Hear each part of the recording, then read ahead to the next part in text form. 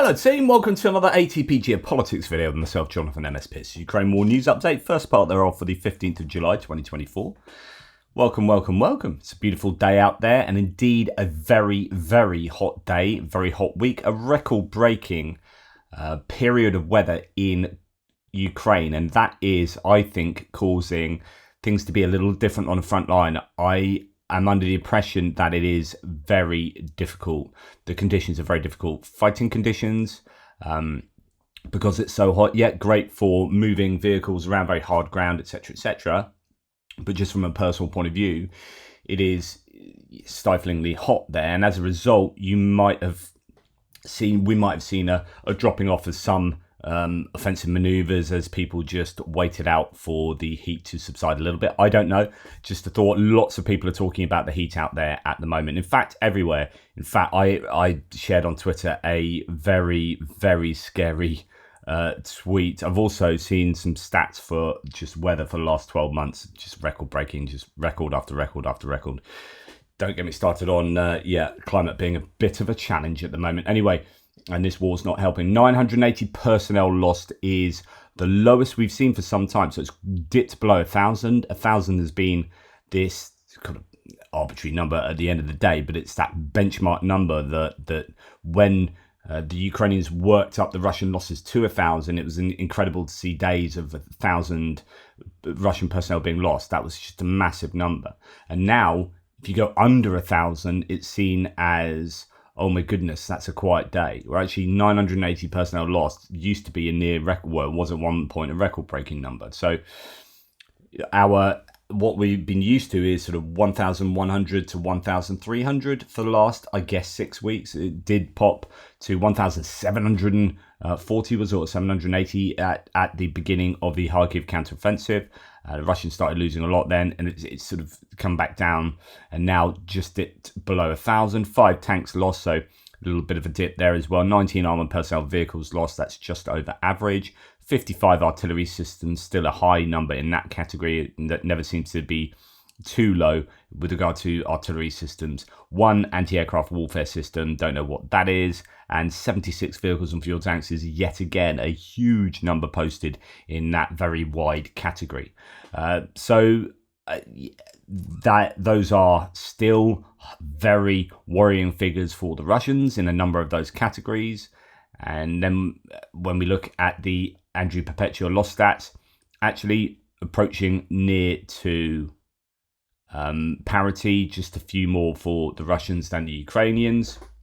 When we look at the value of equipment lost, I know it's all valuable, but just to get a sense of, the more expensive, possibly Western equipment provided to the Ukrainians, and really functionally and financially valuable equipment like air defense systems and whatnot. Well, luckily no top end pieces on today's list. Artillery, quite a few bits there. 3 M109s and a Bogdana self-propelled howitzer there.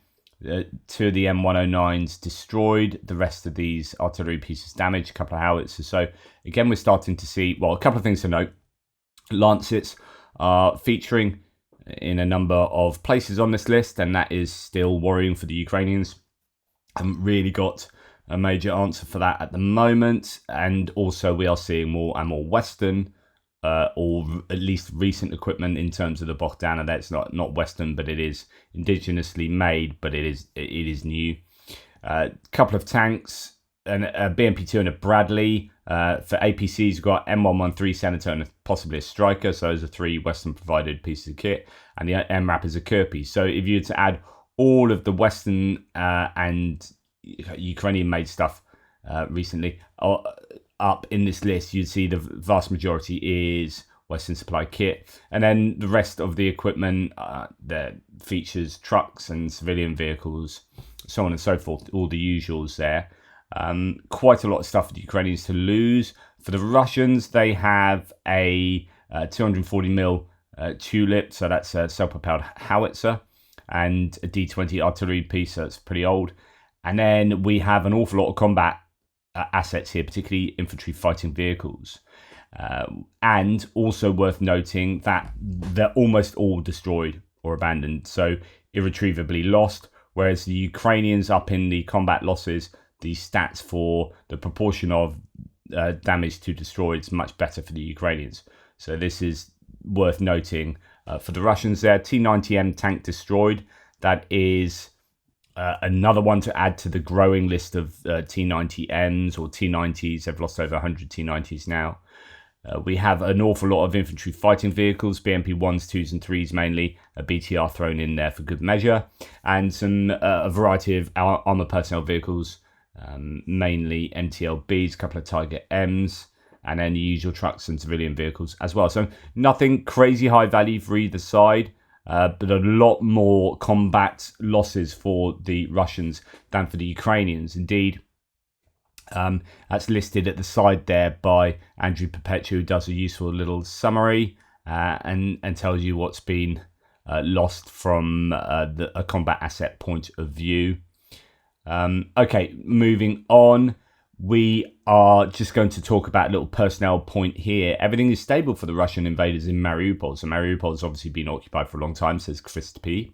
Arsenic-filled watermelons killed 12 invaders, some minor stabbings and gun killings too. So not all is well in Mariupol. In fact, I saw some issues, cultural issues, brimming over on a beach where some Chechens are just driven up on a beach where people have been trying to sunbathe or whatever, and they just driven on there, parked their massive SUV in the middle of the beach, and the Russians from there were like, it was all getting a bit heated and some cultural issues going on. It all is not well, and arsenic-filled watermelons is a new one. We have seen an awful lot of instances of poisoned water finding its way to the Russian soldiers, or lots of attempts sometimes, or most often I think it's found out. There have been some instances where they have successfully poisoned Russian soldiers. Here, the claim is 12 invaders, 12 Russians killed by poisoned watermelons. That might be quite a lot easier. You could probably inject a watermelon more easily than you could get poison into a sealed water container. But yeah, that has happened. Now, we're going to look at equipment losses in certain areas. We're going to start with Kharkiv because this has just come out from Nalsio that adds up these losses pertinent to particular areas. So in the Kharkiv offensive, now the confirmation losses, well, as of 15th of July, 118 Russian losses and 62 Ukrainian losses, which is, although the daily addition 4 Russian to 7 Ukrainian is not so good for the Ukrainians, that's actually pretty decent, because at the beginning, for the first couple of weeks, the Russians had caused more Ukrainian losses than there were Russian losses. So actually the Ukrainians have managed to switch that around as the conflict up there has moved on through the weeks. The Russians have most success, it seems, from hitting medium range targets with their Lancets operating there quite a lot. So Kharkiv is one of the areas where the Lancets are really prevalent, and also those kind of medium range reconnaissance drones doing their thing. There have been a number of artillery pieces, self-propelled artillery, Bogdanas, have generally been lost up in that area. Ukrainian confirmed losses, this is pretty bad, as in there's a radar thrown in there, as well as a couple of normal bits and pieces. So you don't want to lose your radar. That's going to be a bit of a shame for the Ukrainians. And then for the Russians, normal kind of stuff. But you can see the breakdown list on Nalsio's Twitter handle, and he's got his Google Docs there. You can pause the video if you're really interested in the breakdown of each of the figures. Then, because I was talking yesterday about how Krinky was misunderstood by many people who were reading the news that maybe 1,000 Ukrainian soldiers have been lost in the Krinky area, and everyone's like, oh no, this is terrible, what a waste of people. And it is, of course, incredibly sad. Any Ukrainian soldiers' deaths are sad, but this was needed to be understood in context, and the context is 9 months of operations leading to huge losses of Russian equipment and personnel, such that the important question is, what's the ratio of Ukrainian losses to Russian losses with regard to personnel? So you've got 1,000 Ukrainians lost, but then you have, I don't know, 6,000 Russians lost, then do you know what? That's been a very useful project there for the Ukrainians. Now, I'm not saying that is the ratio, but that's the question that needs to be asked, rather than, oh my goodness, that's terrible, it's terrible, it's terrible. What the Ukrainians doing? Had those 1,000 killed 1,000,000 Russians, you'd be like, that's insanely good. It's just genius. You can't cast an evaluation without knowing the Russian losses. And we do have some idea of the Russian losses. So in terms of equipment, again, Nalcio's done a summary of Krinky. Now, this hasn't been changed since the middle of June because they haven't been active there since the middle of June, right? That's when they pulled out. I know they're saying, oh, they pulled out Krinky last week or whatever. No, they hadn't. They pulled out ages ago. But anyway, 58 Ukrainian losses against 271 Russian losses. So that's about a 5-to-1 equipment loss ratio. And that's not to say that that's going to be the same for personnel. There are lots of reasons why that might be applicable or might not be applicable, right? But just as a guide, you've got 5-to-1 there. So if you have 5,000 Russian soldiers perishing to 1,000 Ukrainians, then you might go, well, that is a pretty good exchange there. If you want to see the breakdown of the figures, here you are. And those are the Russian figures. Most of those being destroyed, by the way, as opposed to damaged. So I personally think that Krinky was a success, a really great success for the Ukrainians. And indeed, the was that even? Yes. Yeah, no, that was the right one. Sunday went off to the wrong place there. But yeah, that was the right one. So, people like Andrew Perpetua agreeing with me that was a really successful campaign, if you like, or project for the Ukrainians, even though it was fairly sacrificial. And goodness me, you wouldn't want to be one of the Ukrainian soldiers sent across the river to attract that Russian attention so you could attract them. Here we have a picture that's just come out from the Russians, actually. And this is a Russian MLRS firing very close to a Ka-52 attack helicopter from which this picture is taken. Helicopter managed to dodge this. But also, as a Russian source associated with the Russian military aviation says, quote, at least one case, so there is at least one case of a Ka-52 being hit by a Uragan MLRS, multiple launch rocket system projectile, and that's known. Unfortunately, the crew of that helicopter died. So, a bit of news that we hadn't heard, that at some point during this war, a helicopter has been unfortunate enough to fly near a firing MLRS and has been taken down by its own friendly fire, all the crew perishing. Now, another... this one isn't so much a near miss as a complete disaster. I will show you the first couple of seconds of this. Now, I've shown you before people hitting with an axe again. I think that's an axe, but with the reverse of the axe, tamping down like bits, ordnance, like artillery shells, I don't know, knocking things in or with them or out with them or whatever, and I've been like, oh my goodness, don't do that, and they safely take apart these big artillery shells. Well, here we've got some kind of munition, I don't know what it is, whether it's a mortar bomb or something, that your man is hitting with, I don't know, let's have a look. Yeah, the back of an axe. So that is back of an axe again. So not an uncommon thing to do, apparently. And you've got two other guys just sitting right next to him, and this appears to be all kind of normal, and then the thing explodes. And he loses, some claim he loses a hand, others claim he loses an arm, and it explodes in his face. So I'm pretty sure his face and the other two blokes aren't going to be particularly well. Just, my advice to anyone, Russians, Ukrainians, Mongolians, whatever, is just be really careful when you hit an explosive with an axe. Just be careful. I'd go as far as to say, probably don't do it. Just, I don't know, don't do it. I won't show you that, but you can go and find it.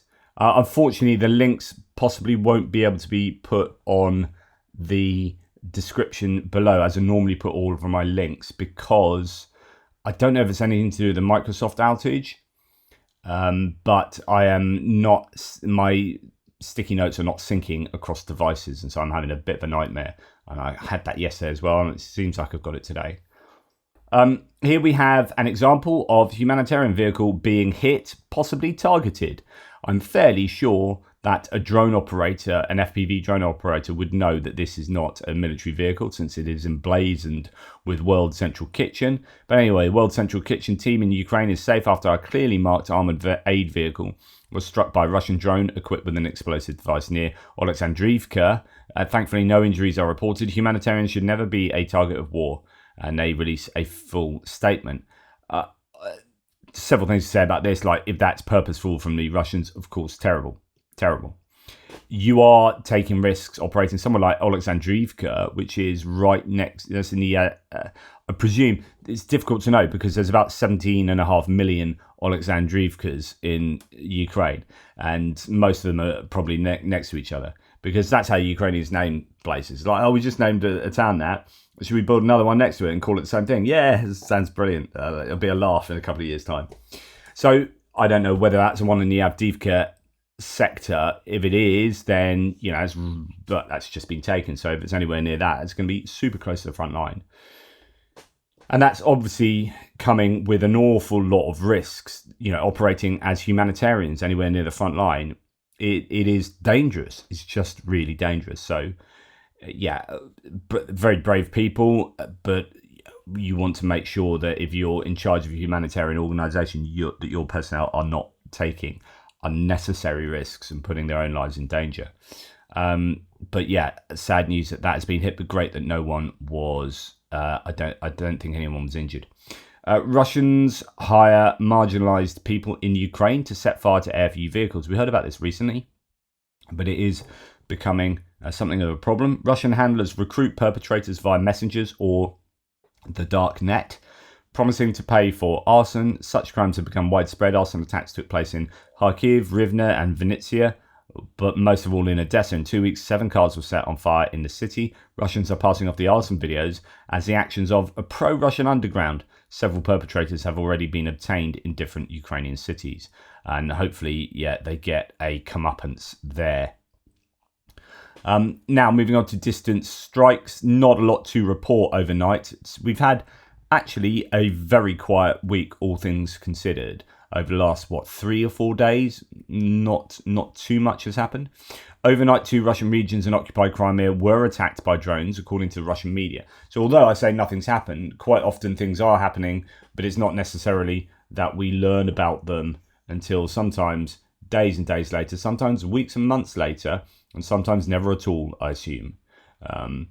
The claim last night from the Russians was that all 11 drones were shot down in the Kursk region, 3 were shot down in Belgorod, 5 over Crimea and the Black Sea. In Kursk, 2 residents were injured and burned by falling debris. In Belgorod's Shebekino, which is a town very close to the border that was attacked by the Free Russian Legion some time back.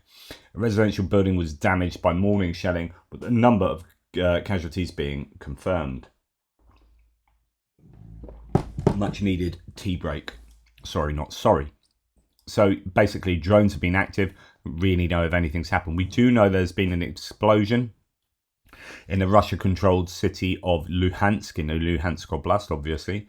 At some time this morning, a huge cloud of smoke has been seen over that location. So something significant has been hit in Luhansk. We often hear about these things, and maybe, you know, sometimes a week later it's like, oh, these commanders were injured or killed in that strike that took place here, or, you know, whatever. I mean, when it's in the middle of a city, you think it's more likely to be something like a command post or building to do with command rather than an ammunition depot, but who knows. And then there are, as ever, pieces of footage coming out, say CCTV from Kursk, to support the idea that there were explosions in Kursk and drones therefore active, but don't know the success or lack of for any of those strikes, really. So we'll see. I'll check at the end of this video if there's anything new filtering through the socials. Now we go to other bits and pieces. German Chancellor Scholz, this is so frustrating, has rejected Zelensky's call for Western allies to shoot down Russian missiles and drones over Ukraine and to lift restrictions on using Western weapons for strikes within Russia. Scholz made these remarks yesterday in a press conference in the UK. So lots of European leaders are in the UK at Blenheim Palace, and indeed Zelensky is over there, and he is going to be speaking to cabinet for the first time since, I don't know, was it Bill Clinton? Did Clinton do it? I'm not sure. Anyway, it's quite a rare thing for someone to speak to the cabinet. So the cabinet are your ministers, your secretaries of these different departments, and to come into the cabinet room and talk to them is really important, really significant. Also means that it's an acceptance that Ukraine's super important, right? Really good. I think I don't want to be overly partisan, but I do think Keir Starmer is doing a really good job. The present government is doing a really good job of keeping Ukraine in the limelight, and also doing a really good job domestically of being really competent and putting the right people in the right positions, and all sorts of stuff is going on really quickly, like 40 bills in the King's speech the other day. Absolutely incredible. So they're like wanting to get stuff done. But one of the things which is really good for all of us, what we're concerned with, is that Ukraine seems to be right at the top of the agenda. Although he was kind of overruled with striking into Russia, rather, like Olaf Scholz is saying here, like I have a feeling that's probably come from the Americans and not from, as discussed previously, not from Starmer himself. So anyway, asked whether he agreed with other NATO countries regarding Zelensky's calls, Scholz said, quote, "I see such a consensus that such steps are out of the question, and the US has also been very clear about this." So when I was just saying about Starmer being overruled by the US, here we got Scholz saying, and the US has been very clear about this. I don't know if that's like commenting on their rhetoric or being very clear to us about this, but I can see both of those being plausible. But yeah, I do wonder how much is being dictated by the US here. Now, the other day, was it yesterday, the day before? The time is just a very blurry concept to me at the moment. The MH17 10-year anniversary, the Malaysian Airlines flight that was shot down, that was almost full of, or just had a large number of Dutch people on board, shot down over occupied territories, or shot from within occupied territories of Ukraine by the Russians. And over time, the Russians have denied this repeatedly, but they keep presenting, how many is it, like 40 different, I don't know, a vast number of different explanations of how it took place. And of course, half of these are mutually incoherent. So they are, I mean, it's clear to me, 3 of them have been found guilty in absentia, including Evil Gherkin, for the war crime of shooting this plane down.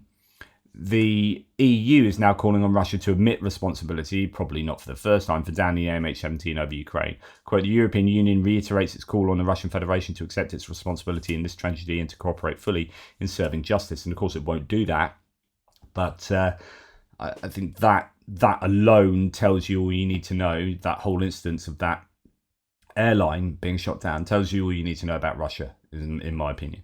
The summer tourist season in Crimea is in disarray as Russians are cancelling their trips en masse, according to Ukrainian intelligence. I mean, you'd think almost 80% of Russians have cancelled organised tours to occupied Sevastopol planned for June 2024. Overall, more than a third of booked trips across Crimea were cancelled last month. Concerns about the security situation due to the occupation, particularly the unreliable and dangerous air defence systems, have driven this mass cancellation. You think of every single person that was on that beach when the air defence missile blew up, or whatever it was that exploded above the beach and then landed in the water and on the beach, injuring some, killing some, I think. Those people, all of them would have been phoning their relatives and friends and putting stuff on Facebook and whatnot that night. You can rest assured that those worries, those concerns they had about that incident would have spread like wildfire, which is also worth noting because there appear to be a number of wildfires on Crimea as well. Or I don't know quite how wild they are. They've been possibly started by the war that's going on around them. So it's absolutely unsurprising that people are cancelling holidaying in Crimea. It's like, oh, where should we go on holiday? Oh, Helen, we're going on holiday this year. Yeah, I booked a holiday for Sudan. It's just South Sudan. I thought it'd be lovely. Really hot this time of year. Oh, brilliant. Yeah, really look at just what I was just on a BBC News website, though. I mean, there is like a massive civil war there at the moment, isn't it? I don't know. They didn't say anything on booking.com. Oh, okay, well, let's go for it. I mean, I've never been to Sudan. Lovely. Yeah, just what you're doing. The Ukrainian cabinet of ministers has allocated $355,000 to combat propaganda, not to combat propaganda, to combat propaganda in the border regions. They plan to build a television and radio broadcasting system in the border areas that will block Russian propaganda.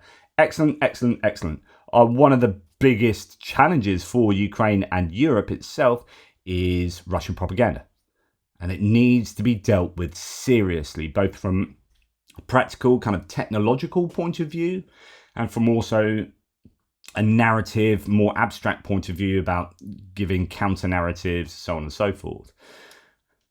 So really good news to see that kind of activity from the Ukrainian point of view. Now, an interesting bit of debunking. I love a bit of OSINT debunking, open source intelligence.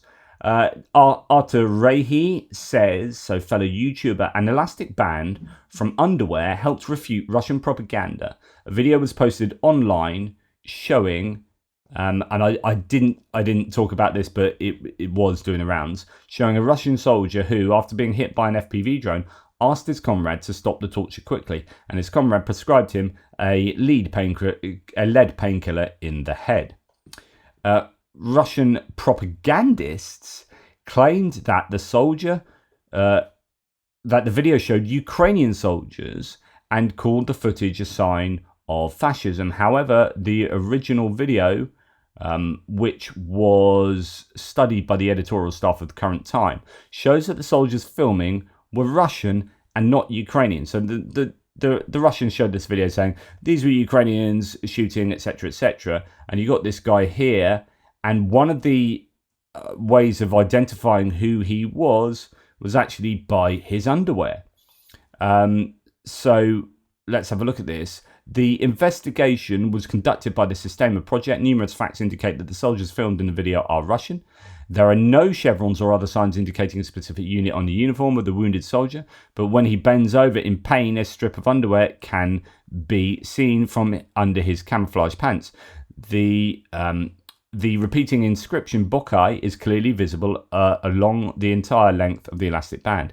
This is a fairly common and expensive brand of underwear in Russia.